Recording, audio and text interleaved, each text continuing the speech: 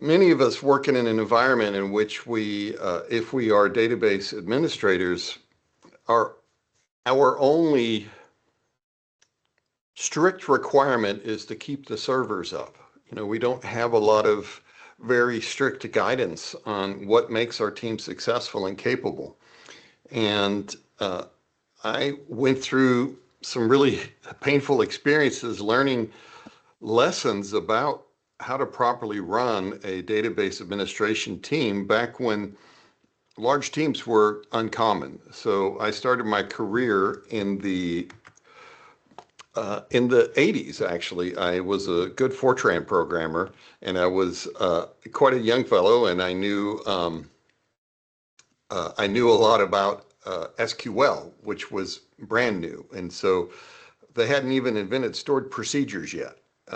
So if you wanted to do something like a stored procedure, you would wrap it either in Fortran or COBOL code to hold variables or do things of that nature. And you would wrap it around your select statements or inserts or updates or deletes so that you could have loops and while clauses, where clauses, for clauses and that sort of thing. So that's how I got my start back in the 80s working for NASA. I later went on to lead the database administration team at one of the big four consulting and accounting companies, and led that team for 7 years. And it was during that time we grew to be one of Microsoft's biggest customers for SQL Server. So I've worked with very large-scale databases for quite a long time and started writing about it back in the early 90s and have been very active in the community ever since then. So the main thing I want you to notice on this introduction sheet here is how to get in touch with me. So as you can see, I have all of my social media is at K.E. Klein. So Facebook, LinkedIn, Twitter, and so forth, they're all at K.E. Klein.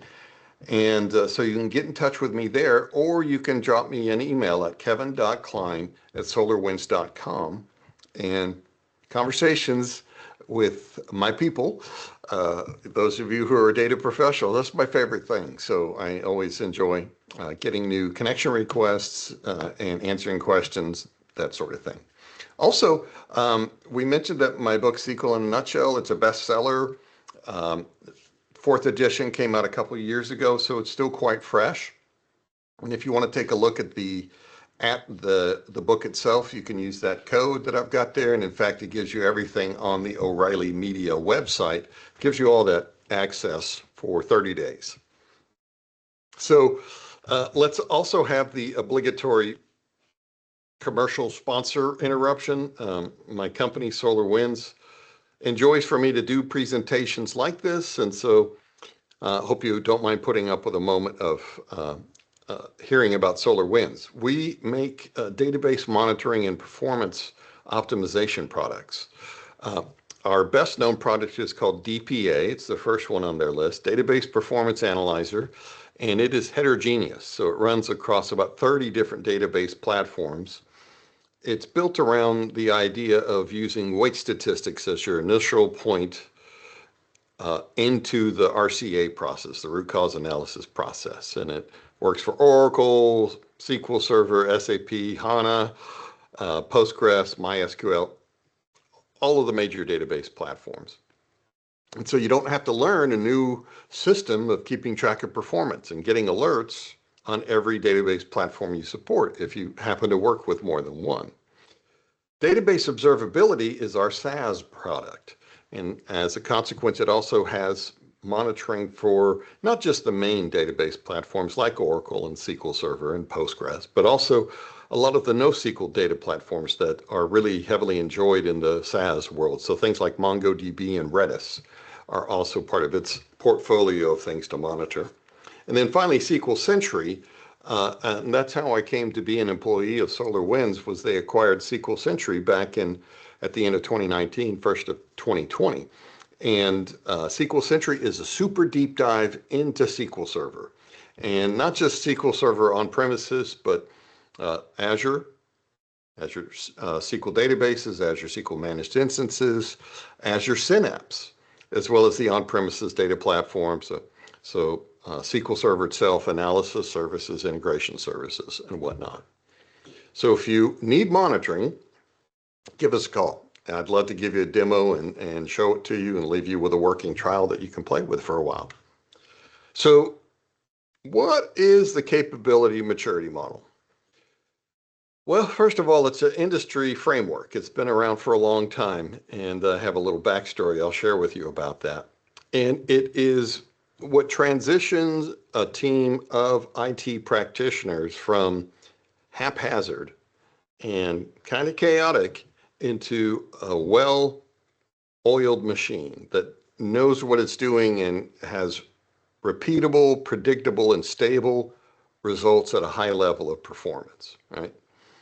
And it also helps us define and establish our institutional knowledge so that your team will always be able to survive in the absence of one of your key team members. And it has 5 levels of compliance. So as I mentioned, back when I started my career in '86, the most expensive thing in the IT world was the machinery. A mainframe computer back then was a few $1,000,000. I think it is outperformed by my Fitbit now, right? Those giant, massive machines. However, that meant we had to structure all of our work around what was expensive. And it's interesting to me that many of the things that we do now around token frugality and being thrifty with our AI tokens is almost exactly what we had to do back in the mainframe era. And because time on that computer was extremely expensive, the human beings were the cheap part. And one of the things that the Army did at that time, and I actually worked for the Army at the time they did this, they partnered with an organization called the Carnegie Mellon Software Engineering Institute. Carnegie Mellon is a famous top-tier university here in the USA. And they looked at all of these vendors that were writing software for the Department of Defense. In those days, in the early 90s, it was over 10,000 different government contractors, and they surveyed them to understand why certain service providers, software writing companies, why did some of them come in under budget and on time on their contracts, while others were nowhere near on time and under budget? And it came down to a study of maturity, process maturity, all right? And once it was released and put into the wild, you'll start to see it all the time. If you haven't paid attention, I haven't noticed this term of a maturity model, if you haven't seen that in the past. But now you'll see it all the time, particularly in IT, particularly in, frameworks. You'll see it in approaches to how work gets done, And it's, like I said, there's 5 main tiers, and they are, the maturity models are applied in all kinds of circumstances and scenarios now. So when I started and when they first built the very first of the capability maturity models, it was just for software development. Now they have maturity models for data analytics and visualizations.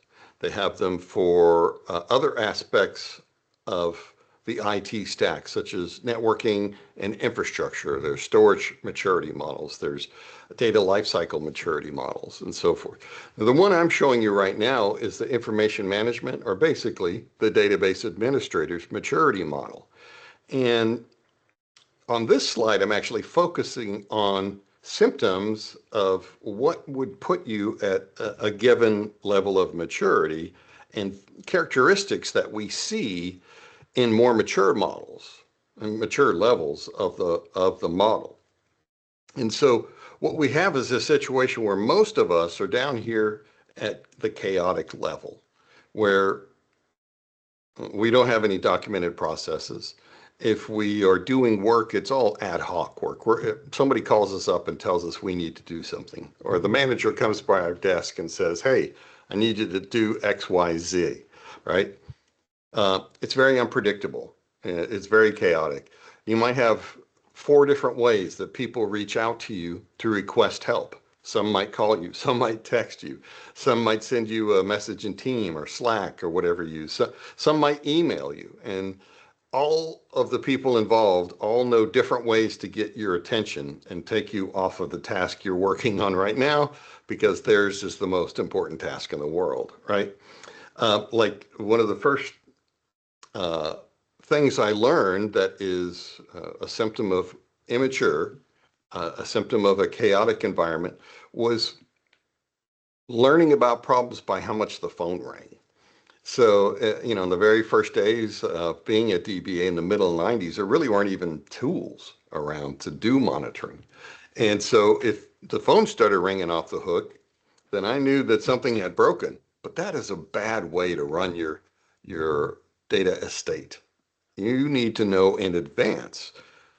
So what you will find is that different organizations will start to implement their own little bits of this bigger framework to achieve that higher level of maturity and higher level of performance that makes them really, really capable as a team of DBAs. And so, for example, once we're starting to move towards level 2, we're still fighting fires all the time, but we're getting beyond just the most reactive of ways to approach all of our work. As the old saying goes, the tyranny of the urgent uh, rises above all other requirements, right? So if you're constantly putting out fires, you really can't add value to the business of what your IT team is doing, helping them design better databases, helping them write better SQL queries and tune that. You can't do it because you're fixing stuff all the time. But in our case, as is also the case with many other companies going on this journey, the first thing you learn is you have to have a stable and predictable and well-documented data estate. So you need to be able to say, let's look at our inventory database and see what version of Windows is running on that instance. What service pack is it on? You need all of that information all the time so that you can respond appropriately. Most places will develop a standard set of servers that they will use for database servers. And usually it's a bronze, silver, gold sort of metal, sort of tiering. So the gold server is the one for really high performance needs. The bronze server is one that could be used for training, QA, other things like that. And so you'll see as you move along from left to right, as we get more and more capable over time, we begin to adopt more processes and more rigor around the steps we involve in our processes to make sure that things work well. But at level 2, that's typically where we first start to see teams integrate a monitoring capability into their teams, right? Their database team. And it doesn't have to be one of my products, of course. I think they're all the best, and I'd love to show that to you. But as long as you have a monitoring system, then then you were doing the right thing. And there's plenty of free open source ones in the SQL Server world if you wanted to use something free like that. There's even some pretty decent monitoring built into SQL Server itself with SQL agent error alerts and some other things that you can take advantage of. So there's no reason that you don't have a basic level of monitoring on all of your instances. But once you get those servers under monitoring, then you can mature a little bit more and you can learn about what the different events and performance thresholds that they may be crossing. And you can start to set those up as alerts that will trigger you and warn you so that you can fix them before the end user ever notices, right? And so this is a really, really powerful position to get yourself into over time.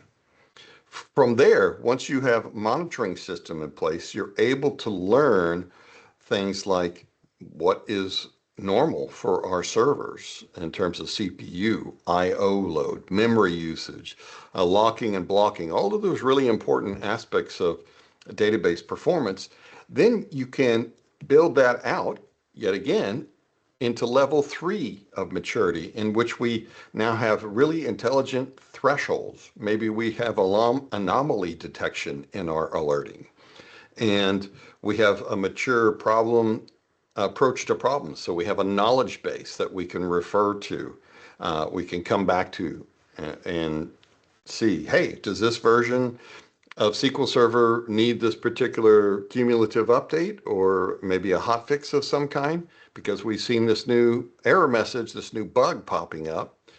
So those are things where we start to see getting really stronger at level 3. Predictability. You can now start to expect when things might be going wrong, or when to look for things to go wrong, because now you've learned what is normal for your system. If you don't know what normal is, you cannot know what abnormal is. So it's extremely important that you get those monitoring tools in, conduct a baseline analysis where you look at all the performance counters that it collects over time and find out what your average is, find out what your standard deviation is.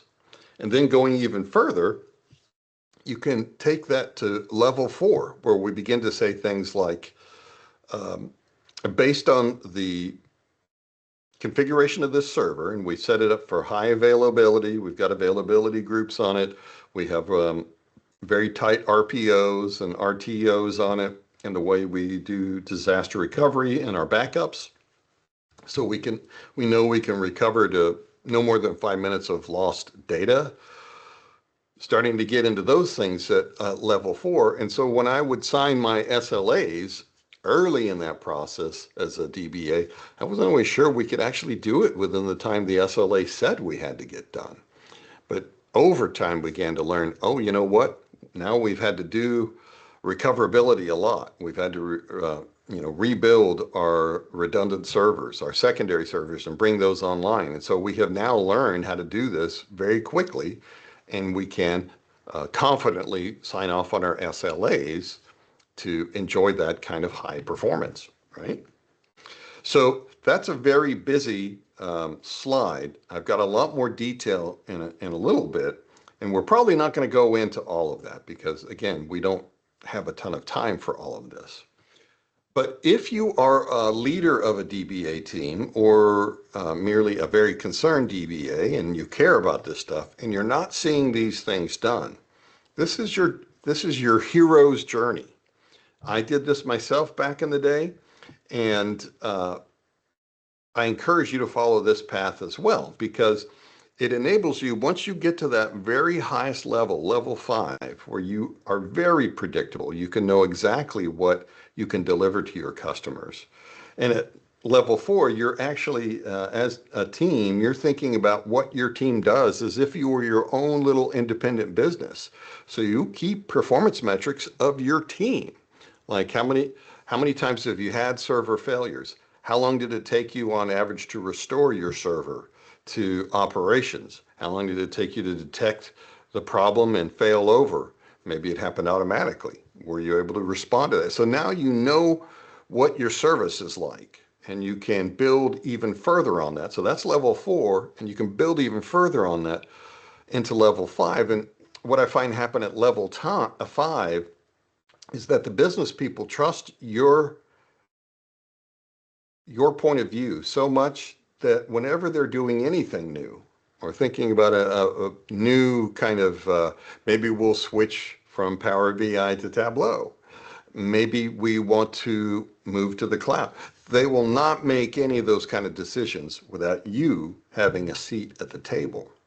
And that is a very, very powerful position to be in. It feels really good. Many DBAs I know never get invited to that place. And a lot of time it's because they're way down on the left level of the maturity model, and they're only able to keep the fires out, and they're not really able to add value, provide advice, grow institutional knowledge, and make the business more successful rather than the database more successful. So This is called the 4 habits of highly successful database teams, DBA teams. And so here's what the 4 habits are. And I've already spoken about them, but just to reiterate on those. The first is when we start down here at level 1, where things are chaotic, unpredictable, not very well controlled, we're living in a world of firefighting. We're extremely busy, but we're not very productive because all we're doing is keeping the ship afloat. We're not really able to spend much time sailing the ship and taking it further. So it's one of those things that and I know plenty of shops that have always been at this level. I also know DBAs who their favorite thing to do is find a shop that is pretty chaotic, and then they get a job there, and they bring a little bit of law and order to this chaotic world. And then 2 or 3 years later, once everything is running well, they move on to the next company and do that again. So it's extremely common to see organizations that are at level 1 or level 2, and that's as far as they go. But the first habit that you have to get into is to monitor, right? And it sounds self-serving since I work for a monitoring company, but as a DBA, believe me, and when you think about it, in just about every profession, the people in those professions who are the most successful are the ones that have a greater awareness of what's happening that they need to be concerned with. So the best quarterbacks know where all of the receivers are. They know where all of the defensive line is coming at them, right? They know how to get out of the way. They know how to get into the right spot because of their awareness. And so that's what monitoring is for us as DBAs. It's that basic level of awareness of our state that we are responsible for managing, right? So we have to get those monitoring and alerting tools up and in place before we can get anywhere up the maturity model chain. Now, once we've done that, we don't just treat a monitoring tool as a pretty set of dashes and dials and gauges, right? We actually leverage that knowledge to learn all of the ins and outs of the applications running on our databases. So I've known folks who have used different kinds of tools for monitoring, and all they look at is like a prettified version of SP who is active or SP who, right? They're just seeing what all the SPIDs are doing, and they never take it beyond that. That's a pretty big mistake. You need to go deeper than that. All of these tools, even the public domain ones, have lots more information. So you need to collect that data and do, for example, in our tools, we even have features that will produce a baseline for you and tell you what normal looks like in terms of all of your performance counters and database activity. Right? That's very powerful. So now you use that to amplify and improve your ability to offer your service. So first we monitor, then we leverage that monitoring to learn when is our busiest day of the week, of the month, of the year. When is our busiest weeks or months of the year? I've been able to change the course of certain projects because we are heading into our busy season, right? You don't want to start something new and huge when every server is pegged, on max CPU constantly. You need to manage that and the rollout of new products and features and things like that according to whether your business can succeed under that added load. So that helps you with all kinds of things like trending and planning. From leveraging that monitoring data, then we go to the level of acting like a business. We know when our best time to take a vacation is because we know, hey, the height of summer, August, is very low business for us. So it's okay if one of us takes some time off. And we know when we need to change the technology we're using, because as a business, we're supposed to provide for our customers certain levels of recoverability and reliability. So maybe this particular appliance we're using for data storage isn't fast enough, and we have to upgrade that in order to meet our service levels. And then finally at that optimized level, fit level 5, then we're sitting down with the businesses on a regular cadence. We're informing them about cool new features that have come out in our favorite database platform, whether that's SQL Server or some other database that you use a lot, Cosmos DB or what have you. And say, hey, there's this great new feature that could really improve our performance. Is this something you want to think about? That's a level of trust for them to look into that with you. So those are the 4 habits. Monitor, leverage your monitoring data, then leverage it to the point where you can act like a business, and then finally collaborate with the other members of the data of your IT organization. Okay. Now I've got some more information here about the different levels of the maturity model. You'll start to see things appear in your organization according to the skills they have because of those maturity model lessons learned. So things like prescriptive analytics is the ability to forecast into the future. A lot of companies can't do that really effectively. They might have descriptive, not prescriptive, but descriptive analytics that tell us what happened in the past. And then the leadership can use that to extrapolate into the future. But building out things like prescriptive analytics takes a lot more work, and data cleansing, it takes data hygiene and governance. So you're not going to see prescriptive analytics in an immature organization. Also, one of the things that I think I most liked about moving up the maturity models here, one of the things it said when I was first learning it too, it was after a night where I'd been in the office until 3 a.m. trying to recover some production databases. And later on, I'm reading about the capability maturity model, and it says at level 1 and 2, IT organizations are able to sustain their processing only because of the extreme efforts of heroic individuals. And I thought, wow, thank you, because I feel seen, right? I just spent last night until the wee hours trying to get this server recovered. And sure enough, that's a really, really big hallmark of immature organizations. If you're getting called in at all times of the night and day to fix things and get them back up, that's a recipe for burnout. And it's also a symptom of a very, very immature organization, right? Now, the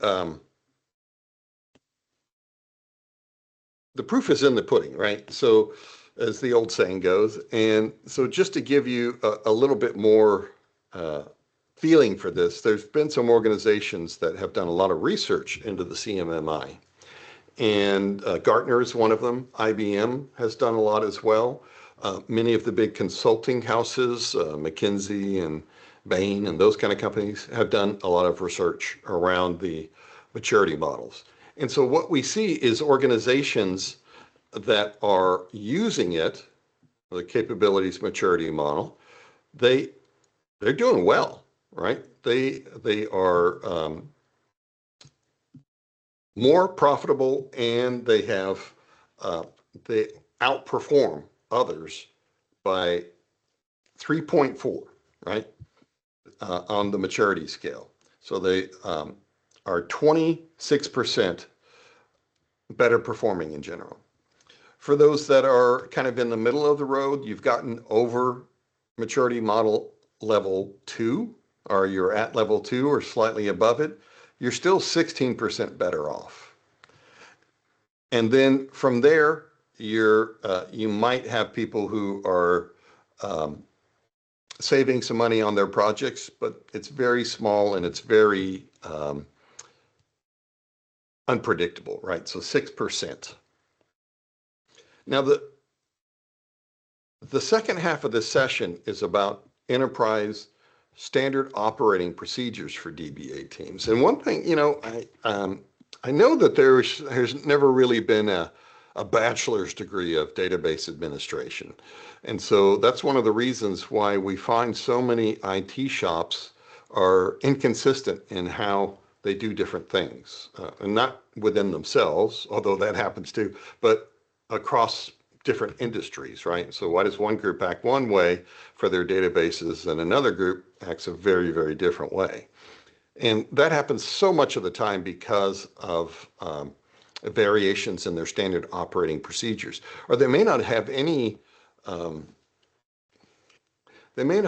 any declared standard operating procedures, may not be written down anywhere. It is only provided in terms of, our culture.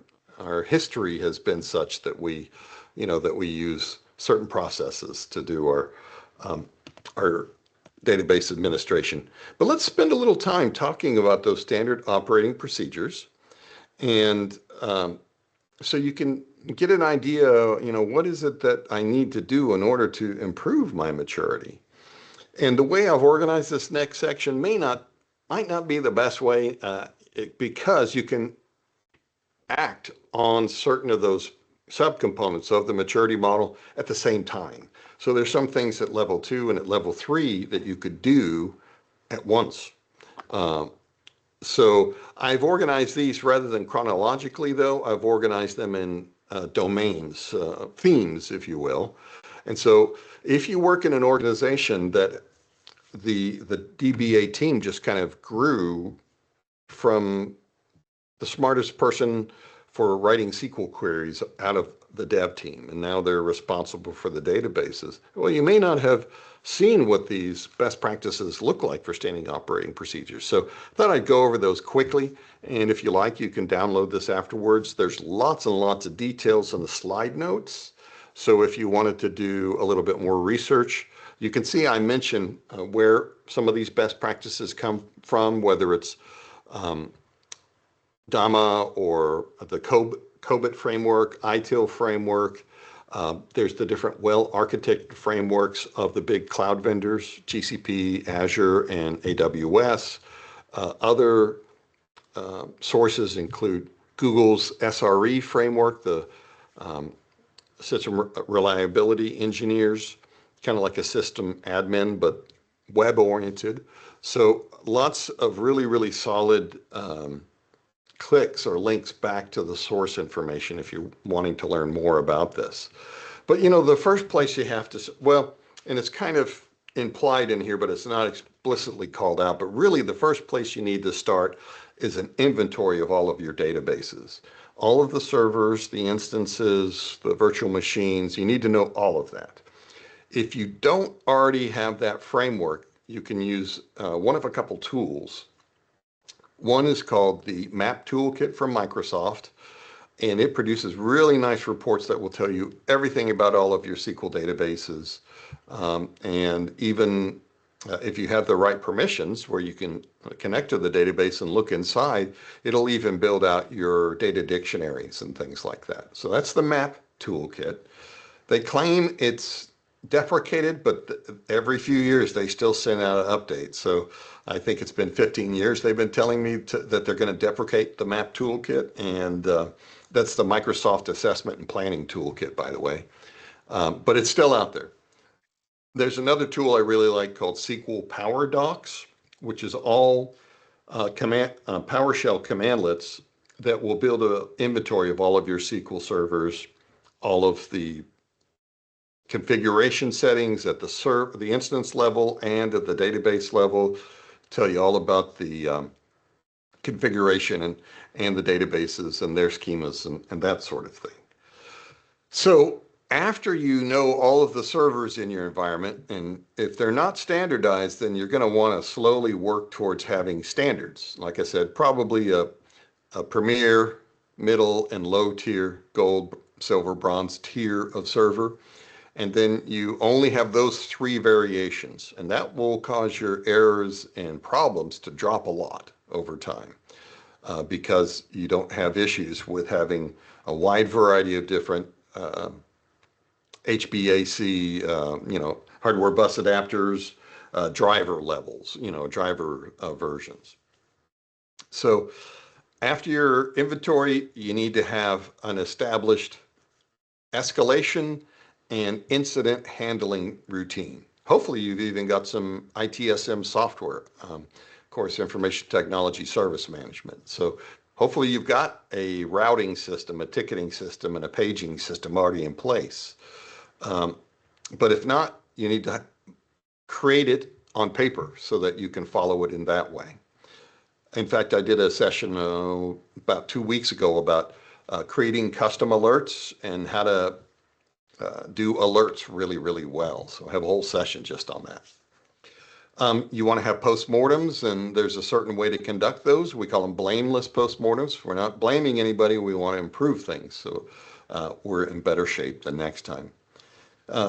We want to look at our SLOs and our error budgets. That's an SRE sort of approach. And what we do is we give ourselves a budget of errors. We can have 5 Sev 25 errors this year and 100 Sev 17 errors this year. Are you spending down on that budget? Can you do anything to make sure that you don't spend the rest of your budget before the end of the year? Again, these are just examples of standard operating procedures you need to implement. And if you don't have them, you can do a Google search on any of these or talk to your favorite LLM, and they will give you a step-by-step list of things to do, right? So on governance and security, there are so many holes in governance and security for the average DBA. Many databases are not configured under the concept of least privilege. And so, there's a number of things you need to turn on. If you do not currently have a preferred AI system in-house, good. In the sense that you can get ahead of that happening in the future, because they're going to ask you as a DBA to connect your databases to your AIs. And you can't do that effectively if your data is junk, right? The old saying, garbage in, garbage out. And so if you have bad data hygiene, if your sales database has HPE and HP and Hewlett-Packard and Hewlett-Packard Enterprise, you're going to have problems when you try to leverage your internal corporate data with your external LLM if the data is bad.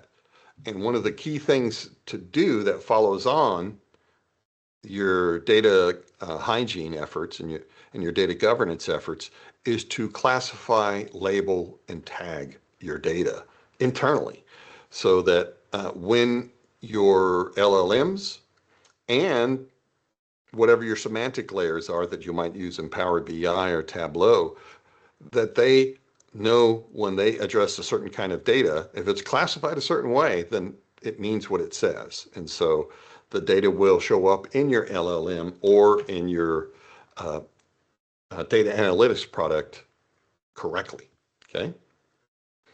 So again, I'm just touching on a couple of these as we get close to finishing up here in a moment. Storage and disaster recovery. Again, these are big deals. These are things that you want to do on the regular. The last one on the list is something that's on my top 10 list of DBA mistakes, which is, I know tons of DBAs who are very attentive to backups. The problem is SQL Server will let you back up a corrupt database, but it won't let you restore them, right? And there's lots of reasons why a database backup file won't restore properly. And so you need to add that as a drill that you do on a regular basis. After we got proficient and started moving up into the higher levels of the CMM, we had every 6 months, we did a database recovery drill for all of our production databases. And we used that number to calculate what our SLAs were achievable and what we could provide as a service to our customers inside of the company. There's a lot of reason to do drills like that. Storage and disaster recovery, a lot of people think of HA as also DR. So high availability is different than disaster recovery, which is also a little bit different than business continuity. Another concept in the same ballpark. Another thing, I should add it to this list. I don't have it here, but we call it data lifecycle management. So for example, a lot of data that we might have if you deal with US companies, we have to do something called Sarbanes-Oxley. And that means we have to keep financial data for 7 years. And so that means the data has to be recoverable, even if it's 7 years old. When the law first passed many years ago, we called a company called Iron Mountain, where we stored all of our tape drives off-site for long-term storage. And we called them up, had them bring out a 7-year-old box of tapes. And we didn't even have tape drives that could mount those tapes anymore. So we had to go onto eBay and buy some used tape decks so that we could recover those databases from long ago. So yeah, you need to have a data lifecycle management policy as well. How do you keep your data as it ages longer and longer? And this is our second to last content slide, which is around performance and FinOps, which is another way of saying cost optimization for the cloud, financial operations, right? So one thing is we need those performance baselines, and we need to evaluate all of our thresholding alerts off of those baselines to make sure that we're alerting the DBA team based on what is abnormal rather than a number that we picked out of the air that seemed kind of good. One example of that too, long ago, we had a series of a group of servers that their normal usage of CPU was about 35%. And for the longest time, we only ever had an alert that said, send us an alert if the CPU is greater than 80%. Not a high level alert, but little yellow flag. And send us a red flag alert if it goes over 90% CPU. And we would still have issues with CPU where we would not get notified. And what we discovered was that our median value for that CPU usage was in the 30s. And what would happen occasionally, the processing bell curve. So in the 30 percentiles, right at the sweet spot on the bell curve. And at the edges, where we are one standard deviation away, that would mean that, at 80% or higher, we should get an alarm. But it also means at like 10%, 15% or lower, we should get alarm. And that's where we were missing the alarms because we had only set a threshold on the upper bound of CPU. When we said one standard deviation off of normal, then we started to discover that things were happening like a router would drop and disconnect 50 people in the Pittsburgh office from the database. And that's why the CPU would suddenly drop, because something really, really bad happened that wasn't CPU. So it's one of those things that having those performance baselines is extremely useful on both the upper bound and the lower bound for those resource consumption metrics. There's lots of tooling in the different cloud vendors for FinOps and cost optimization. And if you haven't looked at those, you really should, because cloud can become very expensive very quickly if it's not managed closely. And then, of course, you need those performance baselines because from there you can extrapolate out into the future. So you can look at what your growth rate for your files over time is, let's say, and you can tell at this rate, we're going to run out of space in say 6.5 months. Okay, maybe I should get ahead of that, put in a request for more space, either in our cloud environment or perhaps with our storage team. And, you're well apprised of what is happening in your environment before anything ever breaks. And that puts us in a great position because as DBAs or owners of the database administration function, everybody knows who you are when things are not working well, but you're never going to get those high fives and thank you, man, give me a hug if things are going great. So you want to work to minimize that any of these bad situations happen as much as you possibly can. So I mentioned I thought about it in themes of the standard operating procedures or in if you're not implementing these right now in terms of chronology. So I thought I'd give you a little bit of both here. So in phase one, you want to stabilize things and you want to get your inventory and your own team data, you want to get that really good. You want to cleanse that data, make sure you've got good data hygiene and practice. And so these are some of the steps that you will want to take right away in the early days. And like I said, if you're using a tool like the Map Toolkit or SQL PowerDoc, you can get that whole CMDB, stands for Configuration Management Database. You can build out your whole CMDB in an hour or two. It'll do all of the work for you. Super powerful. Then you want to, make sure you have your incident escalation and all of that worked out, and just move along with the next thing and the next until you have implemented all of these and you're in a good position as a team. I thought I saw a question roll by, so let me look at that real quick here. And I apologize, I'm near our firefighting now, So I'll read the question. Regarding the governance guidance you're sharing, especially when opening the database to AI or LLMs, today we have Copilot, Claude, and Gemini models right inside of SSMS 22. What would be your top 5 recommendations for a DBA manager who wants to adopt Management Studio 22, including its AI features within their team? Let's hold on to that question for a few minutes, and we'll come back to that. Just to reiterate on the 4 habits that will make your team ultra effective is you establish the foundations. You know what, I guess if we were not DBAs, but we were, let's say, we worked for a railway company. Basically, you got to know what all of your stuff is, right? You got to know what kind of trains you have and rail you have and the condition of the same kind of thing here. That's our foundation. We have to know what all of our servers are for inventory tracking, for knowing all of the drivers, whether those are up to date, what service packs we have, cumulative updates.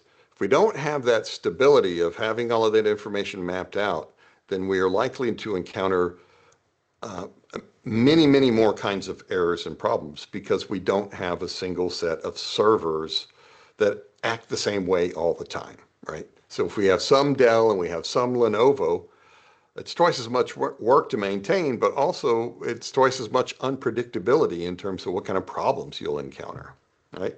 So you got to get that base level of information in place. You set up a basic monitor and some basic alerting. Once you want to go to level 2, then you take your monitoring up a notch. You start to analyze that data in a way that makes you more effective at doing your job. So you would use that performance telemetry to figure out what baseline values are, what normal values are for all of those things like, I don't know, blocks, deadlocks, things like memory grant usage and plan cache and data cache usage, CPU, all of those kind of things, right? Look for anomalies, and you start to build alerts that can identify those anomalies and let you know when things are different than usual. In a lot of cases, you can even get an alert from your system telling you there's something going sideways, and you can get in there and fix it before the end users even notice, and that's a good position to be in. Then at that point, you start to build out your capabilities as a team as if you were your own business.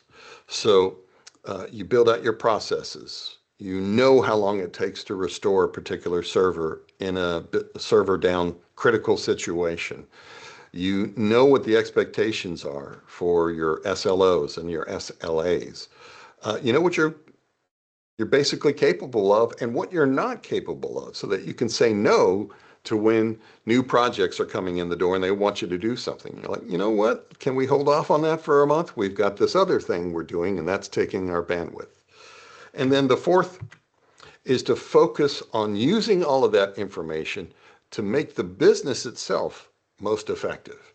And this is a key point of mentoring wisdom I always share with up and coming DBAs, which is if you work for an organization in which you have no idea what their data is and what it looks like and how they use it to accomplish their mission, then you need to spend some time studying, because our data is basically a text version of the world of what's important to that business, right? And so as a DB, if you're a network manager, a TCP IP packet is always a TCP IP packet. It doesn't matter if there's a database behind that traffic, or a game of solitaire, or email. But with DBAs, that's not the case, because a DBA who works for a radiology company might have a database that has huge imaging files for x-rays and MRIs and things. Very different kinds of needs than a DBA at an accounting company, which is all just straight profit and loss statements, general ledgers, accounting transactions. And so as a DBA, you need to know how their business works and what that data represents. And once you know that, you can become very trusted by the business, because you're aware of what they need to succeed, not just what you as a DBA needs to succeed. And when you're in that place at level 4, that's when you start getting invited to be the smartest data person in the room at that table. Maybe the only one in the room at the table, because they know you know how to turn these technologies into actual business advantages for them. Okay. So wrapping up, I've got a QR code for you if you'd like to download some of my additional white papers. I also have a whole series of videos called High Performance DBA. It's 4 videos that are an hour long, and tons of others. So if you are looking for how to troubleshoot CPU issues, well, I've got a video for that. So always happy to share that in all of my scripts and things of that nature. So, and just a final word for the company I work for. We have those 3 products I mentioned: SQL Sentry, Database Observability, and DPA, which is Database Performance Advisor. And we also have a very, very popular free tool called Plan Explorer. A couple 100,000 users. It makes poorly performing queries just the problems in them really pop out. It's very visual and colorful and tells you when things go wrong. All right. So with that, I'm going to leave it on the QR code and go back to the questions.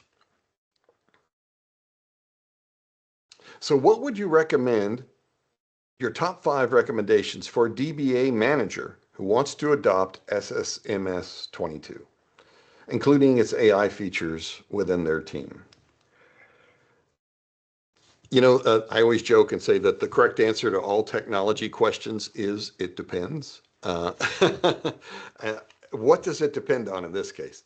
Well, and if you want to come off mic and we can chat, and you can provide more context, that's great. But if not, so what it depends on, in my opinion, and again, this is my opinion, I don't have any research to back this, is it depends on the level of skill the DBA has already built up in their years of using the product. One of the downsides of AI we have seen is what we call cognitive decay. So if you've ever said, am I getting dumber, at the end of the day of using AI all day long, it's a pretty good chance you are. The research shows that AI, if people are growing in their skills and then they start using AI and technology, their skills don't grow anymore. They are equally or more productive than when they started using AI, because AI gives them the answer right away. But they don't get more productive over time because their skill set doesn't improve at all. So AI literally offloads our cognitive load, if you will. And what we've learned is that just like muscles need to be worked out in order to get stronger, our brains do too. And so if I have junior members of the team who want to use AI to solve everything, I might ask them to make that the 3rd step. Try and solve it yourself first. Go to your peers on our team, or maybe on the dev team who you're helping, and get other opinions. Try that. Then if you don't get the results you need, now come back to the AI. The reason, again, like I say that is, I want the up and coming members of my team to get really good. And if they're not already really good, then don't start using the LLM because it'll make you productive, but it will prevent you from becoming really good. On the other hand, if the members of my team are already quite skilled, then knock yourself out. Use AI right away because you have already learned, you've mastered the topic, right? You've already learned when to use this command versus that one, when to use this feature versus that one. You know the internals. So that's my general recommendation. Know or wait if you're still early in your career. If you're quite skilled, then yeah, go ahead and use it to get your job done more quickly. So, Mike, from the security perspective, what would you consider before enabling the tool? I'm sorry, I didn't quite understand that. Could you repeat? I'm saying from the security perspective. So, what would you consider before allowing the tool to be used? Yeah, and that's a great point. In general, I personally use Claude and Gemini a lot. And in both cases, there's a setting in which I've said, do not use our discussions our chats to feed back into the LLM. So there are things you can do to tell it, don't train on my data. This is data that's not supposed to be used. And it's private, it's proprietary. So you can tell it about that. Thank you. Thank you. Now the floor is now open to the question. If you have one, please drop it in the chat or feel free to unmute yourself and ask your question.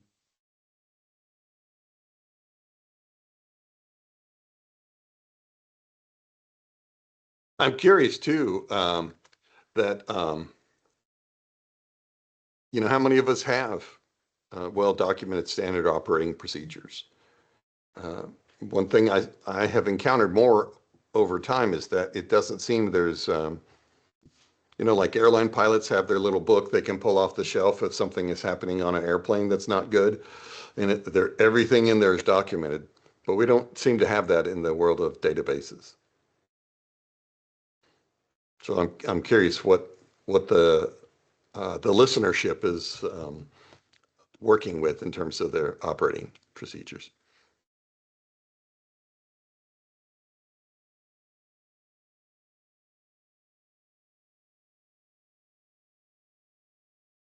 Okay, I'm not seeing any other questions. Anything else in the chat? Yes, I'm looking at the chat now. There's no more question. The people are typing, so let's give it some time. So in the meantime, Mike, you mentioned still regarding the AI. You said before opening your database to the AI, you need to make sure that you have classified the P2 information, you have done some due diligence. So this is on the scope of the DBA, or this is organization-wise? It depends on, the architectural choices that the company has made. What we are seeing a lot of DBAs being asked to do is to set up a vector database that is then used to coordinate between the AI and the internal database assets. So we do see that happen quite a lot in quite a few of the organizations out there. But then there are other organizations that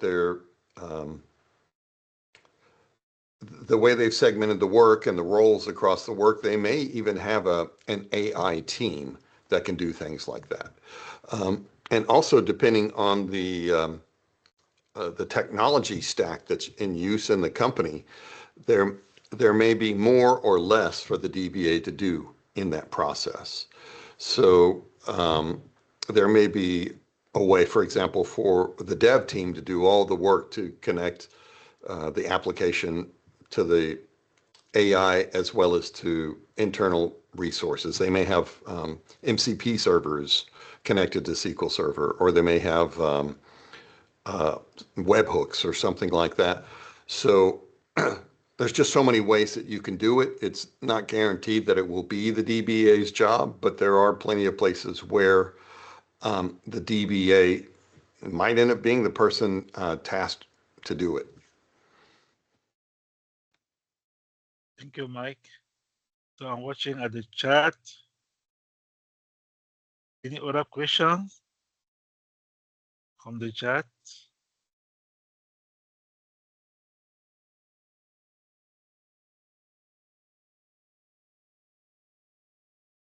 So Bill is still writing. So Mike, you mentioned about predictive analysis. And right now in the market, based on my readings, I thought they're still called Dynatrace. And at some point, I felt like Dynatrace was very almost, I would say, quite good for the predictive analysis. But I've tried the tool, but so far I don't think it's really working as expected. Maybe it's because maybe it depends on how we tested the tool. But what tool do you use to implement the predictive analysis in your organization? Yeah, and again, that depends on like Dynatrace is actually a competitor of the company I work for. So we have some of our own predictive analytics built into our tools. And Dynatrace, is primarily a monitoring company for applications and cloud infrastructure of different kind. Stepping back, though, there's usually two ways that we implement predictive analytics. And this falls into the realm of data science. So are you asking about what kind of algorithms that we use or what kind of tools do we use to get that? Yeah, I would say algorithm. All of them? Yes. Okay. So when I'm doing predictive analytics myself, which I don't do quite as much as I once did, but there's three algorithms that I use. The simplest is called linear regression. And in fact, there's even a feature in Excel where you could say, here's my data, take this data and turn it into a linear regression plot.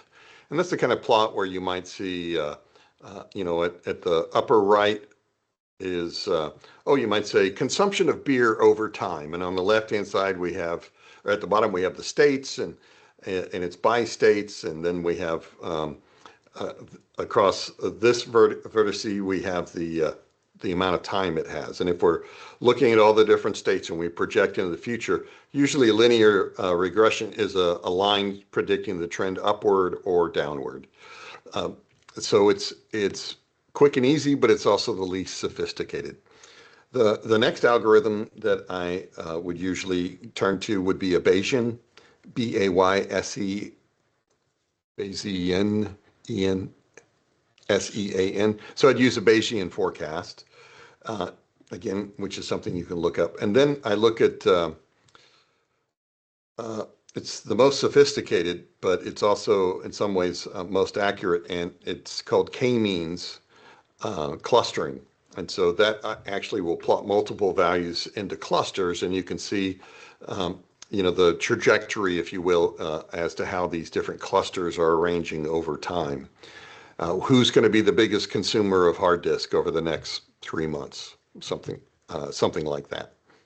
So those are the algorithms that I use. K-trees clustering.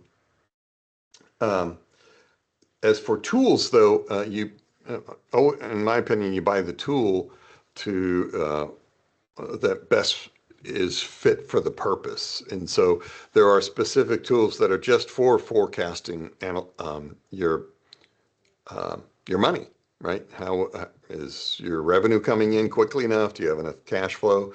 So there are tools specifically for that, such as SAS, S-A-S, is one such company that does a lot of that. And then it just depends on the product from there. So Dynatrace, as you mentioned, it has some predictive analytics, but that's only for telemetry from your internal IT systems in the cloud. Others, like we have it as well for on-premises as well as cloud. So it just depends on the kind of data that you're going to use. And that's where I would start if I was going to buy a tool to help with predictive analytics. Look at the data type, realty data and realty forecasting, for example, or let's say health and epidemiology studies. Use the ones that are best for that purpose. What else? Thank you, Kevin. We have two more questions in the chat. I will read the next one. There's some SQL Server machine learning features usage that hooks out to Python, so it's not a CLR. Are there performance issues to think about with machine learning calls out to Python function on a query over a large set of rows? Depends on what you mean by large. We're normally able to manage billions of rows pretty effectively now, possibly even larger than that. So, yeah, but also Python is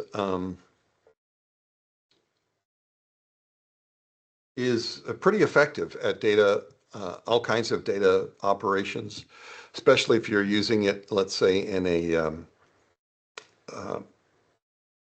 data ingestion sort of situation where maybe you've got a batch mode system where you're loading in data frequently, or maybe you've got a real-time system that's using Spark and Python to do your transformations. So I've not heard a lot of complaints about Python in terms of its speed. In fact, I've never heard anybody complain about that specific feature, that it does work pretty quickly. So if you want, drop me a note and I'll do some more research. I'll talk to friends on the Microsoft product team and some of the MVPs I know who specialize in that, and get some answers for you. But as far as I've seen, no, it's not been a big performance issue so far. And in fact, Python's pretty good. So, it can do certain workloads even better than what we would do with our normal SQL Server tools. Okay, one more question, Kevin. Can we take advantage of agentic AI to transform the data model from descriptive to prescriptive? Yeah, so one bit of semantics. Note that you can do this without an agent. The thing that's especially good about agentic AI as opposed to generative AI, agentic AI, because we got the word agent in it, that means it can go out and do things by itself. Whereas with generative AI, we're there talking to it and coaching it along until we get to the place we want to be at. So, for example, transform from the data models from descriptive to prescriptive, you don't need an agent to do that. What the agent would allow you to do, if you did decide to use an agent, you could do things like scheduling, or you could say, agent, I want you to go and examine these two databases and give me a document that compares everything that's in A but not B, everything that's in B and not A, and get a report. So the agent, think of an agent as it can go off and do its thing and then come back. So yes, agentic AI can help with that, as can regular AI help with that. But the question is vague enough to make me think, are you sure you know what you're doing? The reason I ask that is because AIs are they're like really smart 13 or 14-year-old kids. I mean, some of these 13-year-olds and 14-year-olds you see can graduate medical school, right? I mean, they're geniuses. And AIs can be that way too. But then if they're any of the 13 or 14-year-old children that I raised, they might be just as likely to clog up the toilet or, flood the bathtub or do something mischievous, right? So in your discussions with an AI, you have to be very, very descriptive. And it's like a malicious genie. If you asked a genie to do something, grant one of you its three wishes, but it was going to comply with your wishes, but a little bit maliciously, right? Like you said, I want to be the richest man in the world. And poof, the genie makes everybody else poor. And you know, you're not rich now, right? That AIs can do that too. If you don't figure out exactly the right way to ask it, you'll get an answer, but it could be completely wrong. And so, you know, thinking about moving from descriptive to prescriptive, what's the difference? Can you describe to the AI what that data model needs to be in its final condition? And if you can, then it will take you there. But if you can't describe it in a way that the AI can make sense of what you're asking, or you have a lot of assumptions, or you're vague and it's not sure which you mean, then it is very likely to give you an answer that's bad, right? And in my experience, a lot of the differences between a descriptive and a prescriptive set of capabilities isn't the data model. It's the kind of algorithms and things like that that we run on top of the existing data model. Or if it's an extremely large database, then we go the route of not using an operational database anymore. Now we're going to use a data lake, a data lakehouse, a data warehouse to do that kind of work.